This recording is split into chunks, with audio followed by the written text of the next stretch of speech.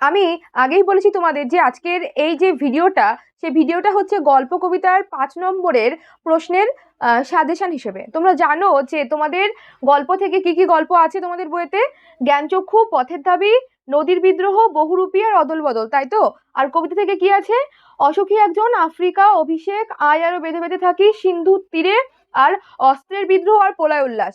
দেখো, তোমাদের মনে হতে পারে যে আমাদের কবিতা বা গল্প থেকে তো এতগুলো আছে, তাহলে কি আমাদের প্রত্যেকটা আহ, অধ্যায় থেকে বা প্রত্যেকটা চ্যাপ্টার থেকে কি আমাদেরকে সব পড়তে হবে বা সব বড় প্রশ্ন মুখস্থ করতে হবে? একদম না। তোমাদের আজকে এই ভিডিওর মাধ্যমে বলে দিব যে গল্প থেকে তোমাদের কি কি পড়তে হবে বা কোন কোন গল্প তোমাদের পরীক্ষার জন্য ইম্পর্টেন্ট। দেখো, তোমাদের পরীক্ষার জন্য ইম্পর্টেন্ট গল্প বলতে যে জ্ঞানচক্ষু গল্পটি আছে আমাদের চ্যানেলে, যে জ্ঞানচক্ষু গল্পটির যে আলোচনা বা সুন্দর করে তোমাদের বুঝিয়ে দেওয়া আছে। আশা করি সেই ভিডিওটা দেখলে তোমরা বুঝে যাবে। যাদের দরকার পড়বে অবশ্যই দেখে নিতে পারো। আর কি পড়বে? আর পড়বে অদল বদল গল্পটি আর নদীর বিদ্রোহ। এবার তোমাদের মনে প্রশ্ন, তাহলে কি পথের দাবি আর বহুরূপী পড়বো না?